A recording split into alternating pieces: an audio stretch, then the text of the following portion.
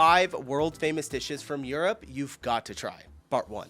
Okay, it's about 4:45 and I'm gonna go make dinner right now, and I thought, hey, let's do a food reaction. And these are by far my favorite videos to do because I am a foodie, I'm a cook, I cook every single day, and I'm getting hungry, so let's check it out before I go cook a good meal. Oh, by the way, wherever you guys are watching from, drop in the comments what your favorite dish is of your country, and I have something hopefully in the future where I'm gonna try and cook them from home because I do know how to cook and I haven't really cooked too much stuff that's foreign. Finding ingredients might be a little hard. I should have a P.O. box fairly soon, but yeah, if you guys have some dishes you want to recommend, drop them in the comments. I'll check it out, but first, let's see what these 5 world famous dishes from Europe are, and yeah, hit the like button. Let's get started. Europe is home to many world famous dishes. What's behind their success, and what makes them the real thing? Here are the secrets behind 5 European classics that you shouldn't miss during your trip to Europe. We're on the streets of Berlin on the hunt for a currywurst, our number 5. Damn. Sausage and sauce. Nothing complicated here. The big question though, with or without the... Okay, so I saw one bratwurst already, but is a currywurst like different than like a regular bratwurst sausage? Sauce. Nothing complicated here. The big question though, with or without the skin. Okay, it's definitely different. Sowohl Currywurst mit als auch ohne Darm. Und die Currywurst mit Darm muss schön kross sein, aber nicht zu trocken. Die Currywurst ohne Darm muss immer noch sehr saftig sein, aber von außen schon schön angebraten, goldgelb. So much for the secret of the sausage. But what about the sauce? Also das Geheimnis an unserer Soße ist, es gibt ehrlich gesagt kein Geheimnis. Unsere Soße ist Tomatenketchup und er besteht aus 87% Tomaten, bisschen Zucker, ein bisschen Essig, ein bisschen Gewürze, das war's. Also es ist nicht so, dass wir die typischen... Well, that is the secret when you just say spices. Like, there's thousands of spices, so there's a tiny bit of a secret, but I get what he's saying. You know, it's nothing too crazy. This looks absolutely phenomenal. I might make this tonight. Holy cow. Berliner Currywurst machen oder jemand anderes die typische Skin Berliner on. Currywurst macht, sondern jeder macht das, womit er Erfolg hat. Everything goes. The currywurst is as diverse as Berlin itself. The secret is that there is no secret. Every shop has their own take. That puts it at number 5 on our list. Gosh, those look so Next good. up, paella. And while it might look like you just grab some leftovers from the freezer and put them over rice, there's a lot more to Spain's national dish than you might think. Para hacer la auténtica paella valenciana se necesita primero la paella. Primero la paella. We start with oil, chicken, and rabbit. Green beans, tomatoes, and garofano beans are a perfect topping. If you want, you can add snail. Rabbit. I haven't had rabbit. Oh my gosh. You only eat that when you go out to like a restaurant. You can't find rabbit in the store, unless you go hunting and shoot one. But gosh, it is good. My stomach is growling, you guys. I'm dying here. I don't know if I can get through this Or garlic. without my mouth And watering saffron over adds this a mic. bit more color. Finally, rice.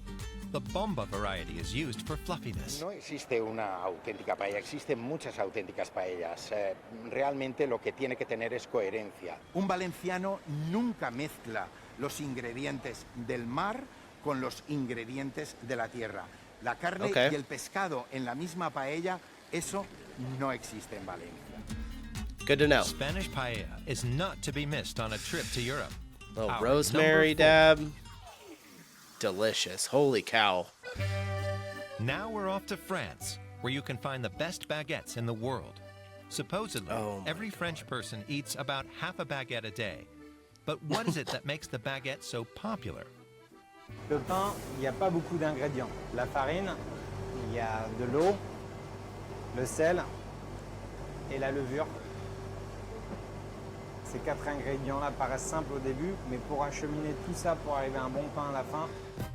The most important ingredient is the sourdough, which is often many years old, developing its flavor over time.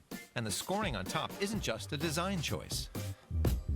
Sourdough is just so wild. The way that you can like keep it alive and like constantly be feeding it and adding to it. And then theirs is years old. I think ours might be about a year old. at least. We did lose it one time. I don't remember what happened. I think it forgot. We left for a couple of days and someone didn't feed it or something. I don't know. We lost it once, but gosh, it's amazing. Là, ce qui est important là-dessus, ça va être la scarification. Donc c'est avec cette petite lame-là qu'on vient inciser dans le pain, en fait, pour faire évacuer le gaz carbonique qui va être créé par la levure et le levain. Oh, really? I didn't know that. Looks easy enough, but good luck trying this one at home. That's why it's best to try our number 3 directly in France. Bon appétit. Oh my gosh, that looks so good. I wouldn't try and cook this. If you guys got anything that... Excuse me, I'm just getting over a cold. If you guys have anything that has to do with baking, you can drop it. You can let me know if you want, but holy cow. I'm not a huge bake. I can do some stuff. My goodness. Next, we're off to Austria to try the legendary Weinerschnitzel. It might look simple, but the original follows a strict recipe that might surprise you. Ein Wiener Schnitzel ist ganz wichtig, wird immer vom Kalbsfleisch gemacht. Ne? Nicht vom Schwein, nicht von der Pute oder Gemüse. Yeah, I was right. When the video started, I saw this clip right here. I said, veal? Yeah, I know my veal. Schnitzel is pounded until it's 3 to 4 millimeters thin. That keeps it nice and tender. On to the breading. First, the veal goes into the flour, then into the eggs, and is finally pressed lightly into the breadcrumbs. Then the breading can rise nicely later. Oh my Wir haben gosh. Schweineschmalz, das ist der Klassiker. Dann haben wir das Butterschmalz, das macht so einen feinen, butterigen Geschmack im Kalbsfleisch. Oder auch ein Pflanzenfett, das ist eher milder und neutraler. Also du kannst es aussuchen. Mein Tipp ist Butterschmalz, das ist perfekt. Yeah. Fry the schnitzel briefly, taking care to keep it moving in the pan. Then onto a paper towel to blot any excess fat. And you're done with this crispy classic, coming in at number 2.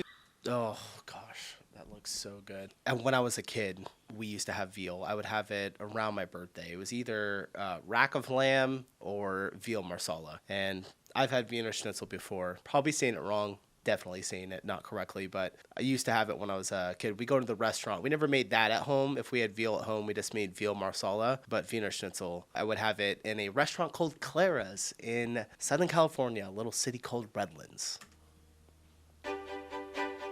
Our top recommendation is actually a side dish for some, but not for the Belgians. Oh yeah. For them, it's hard to beat a bunch of golden fries. Gosh. Il y a un champ là, il fait un petit bruit là. Quand on fait la fête, on mange des frites. Quand on a une nouvelle copine, on va manger des frites. Et puis quand on n'a plus la copine, on va encore manger des frites. I want to take some of these Belgian fries and just put a Wiener Schnitzel on top of it, like slice it up and like a good sauce over it. Oh my gosh. C'est un lieu où c'est bon. Does that sound disgusting? The secret to good fries is using the right potato. In Belgium, binche potatoes are most common. They're a particularly aromatic and crispy variety, fried twice in beef fat. Beef tallow. That Pour moi, cheese on there. c'est, je dirais, la quintessence de la belgitude. C'est quelque chose de très simple et pourtant, chaque jour, je découvre quelque chose de nouveau. For some, a side dish. For others, a meal. But it's the love of fries that So unites good. everyone. A must-try when visiting Belgium, and our top recommendation. Mouth is watering. First of all, have you ever had Belgian fries before? Second, do you put meat on top of them? Like some sliced steak, chicken or something? I love like meat, like smothered fries. They're so good. Of course, they're great by themselves with just plain or sauce, but yeah, that was, okay, I'm ready to go cook. I appreciate you guys hopping in. Hit the like button, subscribe if you enjoyed the video, and I'll see you in the next one. See you later. Bye.